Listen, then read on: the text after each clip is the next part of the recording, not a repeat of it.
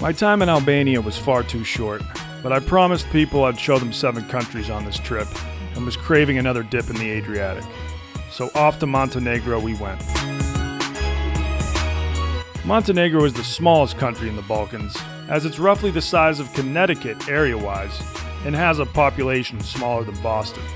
But what it lacks in size, it makes up for in natural beauty, which has made it a world-class tourist destination, despite most Americans being unable to find it on a map. My driver knew a local in the seaside town of Petrovac. Petrovac. This is the name by the King Peter I. King Peter from Russia? No, from Serbia. All right. Karađorđević. Never heard about that. Karađorđević. Karađorđević. This is the dynasty that still exists now in Serbia. So we decided to visit with him for lunch and learn more about the country. Thank you so much. You caught a lot of this fish, right? That's right. I'm just gonna cut myself a... Oh, wow. 2 tentacles for the price of 1. Bon appetit. This is Maki Maki. I would say in the U.S., most people don't know that Montenegro has incredible beaches. Not only the beaches, I mean the mountains? The mountains are fantastic. Yeah. The rivers, the canyons, it's all part of Montenegro. Some nature is fantastic. Yeah. Next up, we're going to Stevi Stefan. Sveti Stefan. Sveti. Sveti Sveti Stefan. means son Stefan. Son of Saint, Stefan. Saint Stefan. And how did this place, Stevi Stefan, get so famous? How well they become famous after Second World War when somebody changed the old small fishing village to the hotel. Stevi Stefan dates back to the 15th century and was originally a fortress built as a defense against the Turks. People kept moving in though, and in the 1800s it was established as a village. Finally, after World War II, the Yugoslav communist government transformed it into an upscale resort. Wow. 5-star hotel. 5-star hotel. Maybe more, because it's unique in the world. Which quickly became one of the region's most prestigious destinations. In the Adriatic coast, Venice, Dubrovnik, and Sveti Stefan. Between the 1960s and 1980s, Stevi Stefan was a favorite hideaway for Hollywood royalty such as Marilyn Monroe and Kirk Douglas. And it still maintains its reputation as a celebrity playground today, with the Beckham spotted there more recently. If you wanted to see or be seen, you would go to Stevi Stefan. Sveti Stefan. I keep on saying Stevie Stefan. Oh, yeah, let's go take a dip at Stevie Stefan. No, it's Sveti. No, Sveti. Sveti. Sveti Stefan. Fantastic. Sveti Stefan. Good pronunciation.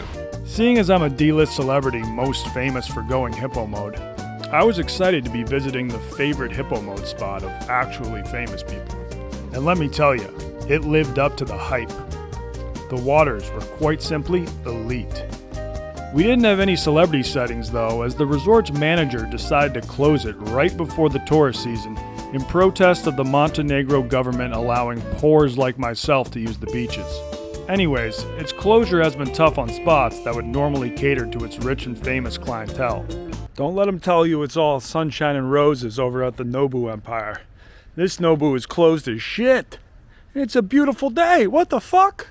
Just open it up, lower the price, and let the common folk come, and then you wouldn't have to shut down. Guess we spent so much time focusing on how tough the pandemic has been for small businesses, we lost sight of how the mere presence of common folk can negatively impact elite establishments. What a tragedy. It's time to say goodbye to Sveti Stefan. We then began the journey further down the Montenegrin coast in order to make it to the fortified town of Kotor before nightfall.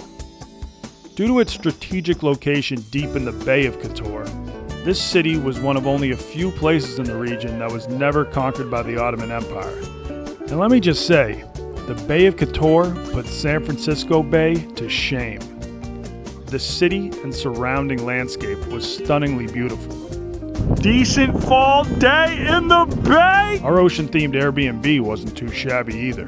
Never turned down a nautical-themed Airbnb. We needed to get some sleep though. Time to go to boat bed. As the next morning, we'd be waking up bright and early to go to a mussel farm. And I'm not talking about the gym. God, that joke sucked. Today we're with this guy. Forget his name, but I will find that out. And he's taking me out to harvest mussels. All those things you see out there, those are mussel traps. So we're gonna put some muscle into making the mussel. He liked that joke. No one else is gonna like that joke, but he found it funny. All right, shall we go? First I thought I'd be like diving for mussels, but no, I think we're just pulling up traps. I've gone lobstering twice, so this should be pretty easy.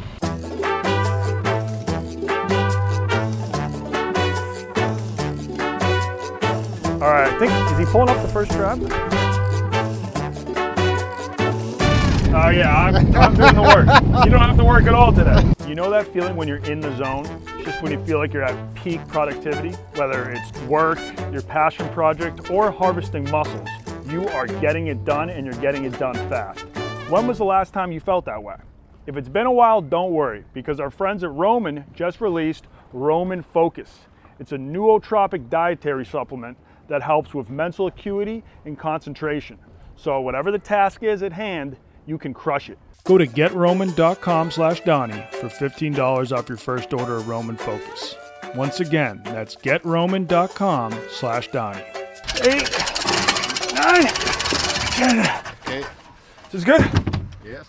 Yeah, that's as high as it can go. Whoa. You have a knife that I can use? Okay. You cut it into 30 centimeter chunks?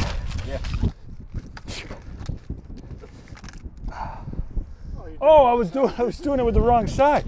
I was like, this is tough. Oh yeah, now it's like a knife through cheese. So you pull up a giant strip of mussels, and then every 30 centimeters, you cut it.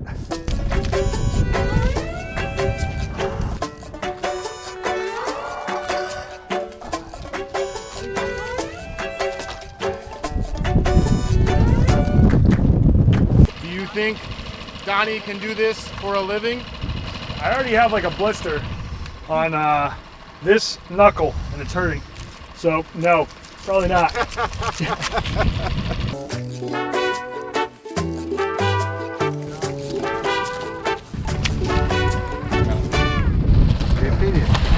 Honestly, that was easier than lobstering.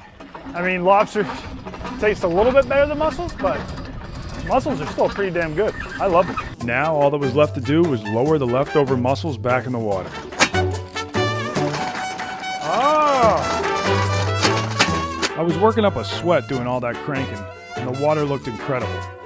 So I needed to find an excuse to lower myself in the water too.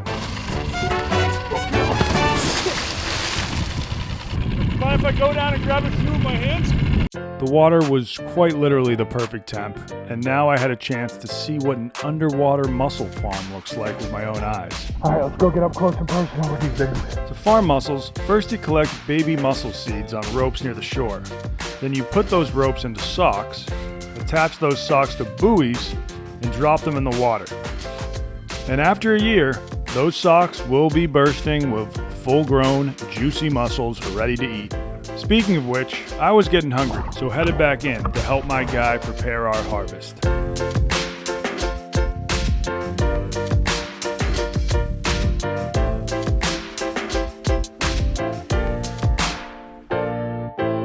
One thing I learned swimming with the mussels in there is that fake Oakleys do not work the same as swimming goggles. And this water is some of the saltiest water I've ever swam in. So my eyes are hurting, but it's pretty cool. They're just like hanging like gigantic grape sacks underwater, slowly growing until they reach maturity.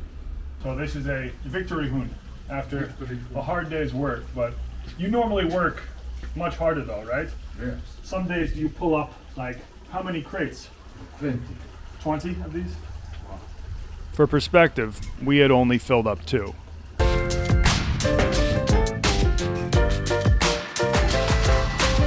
To get the mussels ready to eat, first you put them in a machine which breaks apart the clusters into individual mussels. Then you sort them, putting fully grown mussels and mussels still too small to eat in separate buckets while disposing of any damaged ones. Then you wash the mature ones. This is the washing machine. Yes. And put the younger ones back in one of those sausage casing things so they can go back in the bay. Now now it's ready for line. Oh, yeah. To put in line in the sea. And once the adult mussels had been cleaned, we were ready to start cooking. Garlic? Olive oil, basilico, petrosina, I don't know. Parsley? Yes. Italian parsley? Do you want me to chop? Okay, small pieces.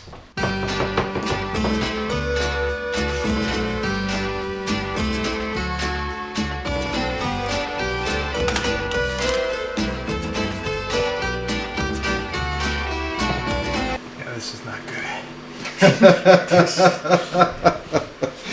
I'm better at doing the garlic. And now, bread. Breadcrumbs. Okay.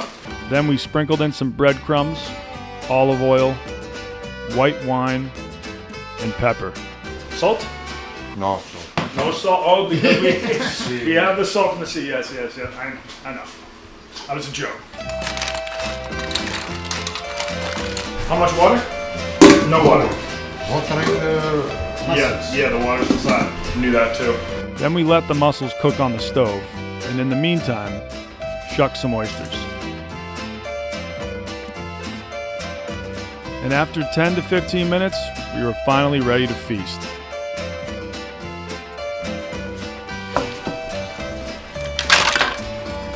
Bon appetit. Wow. Would you like to have the Reiki? Cheers. Really? Gili. First you gotta take a shot of Montenegrin moonshine and then pop an oyster to wet the palate.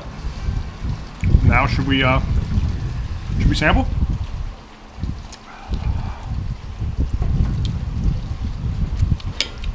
Wow. You've outdone yourself. Or shall I say I've outdone myself. A good mussel is right up there with a good crab, a good oyster, a good clam. This might be the healthiest meal we've had the whole trip. It's not just like a log of meat that we've been eating most of the time. Would you like to eat too? No. Do you still like to eat mussels, or have you been eating too many and now you don't like? I like mussels. You do? I don't eat every day. Yeah, no. No one can eat mussels every day. But a couple times a week. Whew. Thank you. Thank you. Beautiful day.